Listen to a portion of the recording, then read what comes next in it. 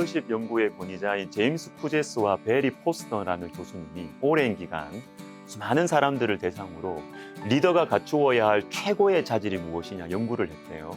그 결과가 뭔지 아십니까? 정직함이었습니다.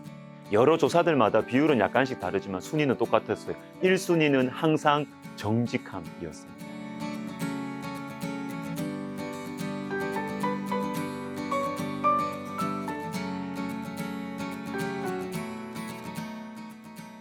한 가지만 생각해 보겠습니다. 드러내면 삽니다.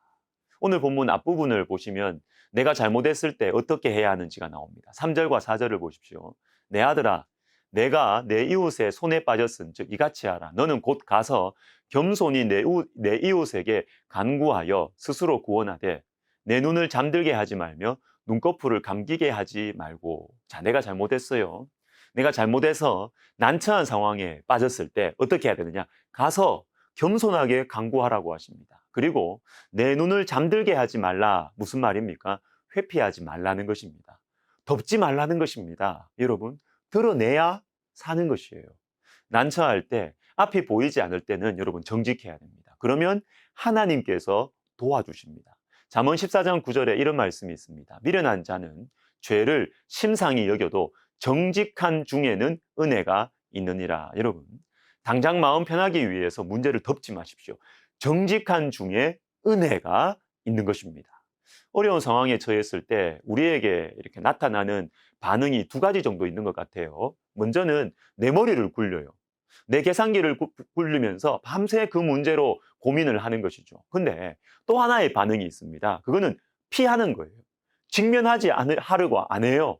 고민하는 대신에 잠시 이 고통을 잊게 해주는 작은 어떤 이 즐거움 속으로 막 도망을 치는 것이죠. 다니엘 5장에 보시면 벨사살 왕이 큰 잔치를 베풀고 술을 마십니다. 벨사살 왕이 그의 귀족 1000명을 위하여 큰 잔치를 베풀고 그 1000명 앞에서 술을 마시니라. 그런데 여러분, 30절과 31절을 한번 제가 또 읽어드리겠습니다. 그날 밤에 갈대아 왕 벨사살이 죽임을 당하였고 메대 사람 다리오가 나라를 얻었는데 그때의 다리오는 62세였더라. 자, 그날 밤에 이렇게 나옵니다. 즉 어느 날 밤이냐? 벨사살 왕이 큰 잔치를 베풀면서 술 마시던 바로 그날 밤. 근데 그날 밤에 벨사살 왕이 죽어요. 나라가 망합니다. 이 사건은 매우 갑자기 일어났습니다. 그런데 여러분, 아무리 갑자기 일어난 일이라도 전조증상이 분명히 있었을 거예요. 실제로 벨사살 왕은 그 전대의 느부갓네살 왕에 비해서 능력과 지도력이 부족했어요. 그러니까 당연히 국력은 약해졌을 것이고 자신의 왕권도 흔들렸죠. 그럼에도 불구하고 이 상황을 귀족들을 위한 큰 잔치로 덮어버리는 거예요. 술로 덮으려고 했다는 것입니다. 문제를 회피하는 것이죠. 어쩌면 우리 각자에게 있는 크고 작은 중독적인 습관들도 바로 이와 비슷한 거예요. 덮는 거죠. 피하는 것이죠. 아무리 바빠도 아무리 힘들어도 그 습관은 우리가 끊어내지를 못할 때가 많아요. 계속합니다. 아니 어쩌면 힘들기 때문에 그 습관을 더 자주 할 수 있습니다. 힘겨운 현실을 잠시라도 잊을 수 있으니까. 그러나 여러분, 드러내야 삽니다. 피하면 죽습니다. 요한복음 3장에 니고데모라는 사람이 나옵니다. 당시 존경받고 유명했던 지도자였어요. 그런데 예수님께서 행하시는 기적들을 보고 마음에 깊은 고민이 되었습니다. 율법을 철저하게 지키면 하나님 나라 들어갈 줄 알고 살았는데 아니었어요. 율법의 한계, 도덕과 윤리의 한계가 보이는 것입니다. 예수님의 기적들을 보고. 그런데 중요한 것은 이런 고민을 하는 사람은 많았지만 예수님께 찾아온 사람은 니고데모밖에 없었다는 것입니다. 다른 지도자들도 비슷한 고뇌를 했을 것입니다. 그러나 드러내지를 않았어요. 덮어버렸습니다. 그러나 니고데모는 예수님을 찾아왔어요. 여러분, 니고데모가 예수님께 왔다는 사실이 중요합니다. 이후에 펼쳐지는 대화 속에서 올바른 대답을 하지 못하고 이건 중요한 게 아니에요. 예수님께 찾아왔다는 사실 자체로 이미 니고데모에게는 하나님의 은혜와 능력이 임하는 것입니다. 지금까지 품고 있었던 나의 잘못된 인생관들이 하나님 예수님과의 만남과 교제 가운데 얼마든지 고쳐질 수 있거든요. 중요한 것은 예수님께 오는 겁니다. 내 문제를, 내 고민을 예수님께 드러내는 것이 중요해요. 요한복음 9장에서 예수님께서는 날 때부터 맹인된 사람을 고쳐주십니다. 그런데 고쳐주시는 방법이 독특합니다.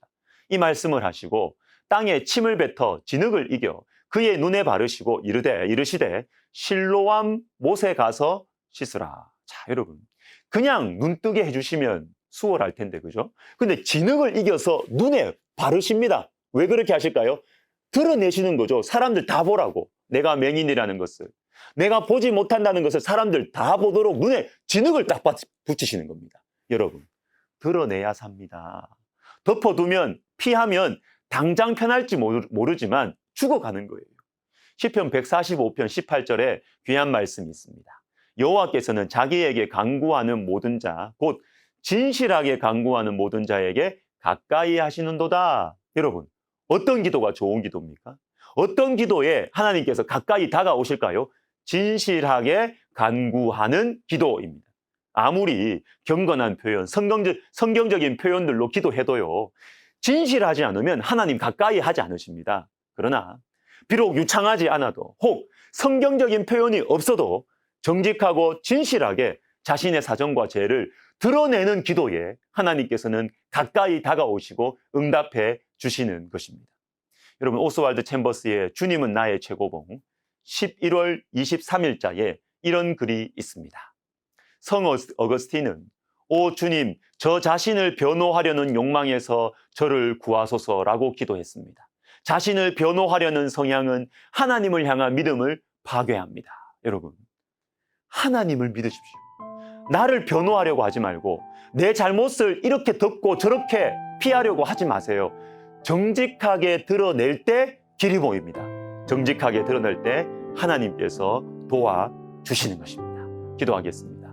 하나님 아버지, 난처하고 힘든 문제일수록 우리가 정직하게 주님 앞에 이야기하고 또 주님 주시는 용기로 사람들에게 이야기해서 하나님 아버지, 그 어려운 상황들을 주님의 은혜와 도우심으로 돌파해 나갈 수 있는 지혜로운 인생을 살게 하여 주옵소서. 예수님의 이름으로 기도하옵나이다. 아멘.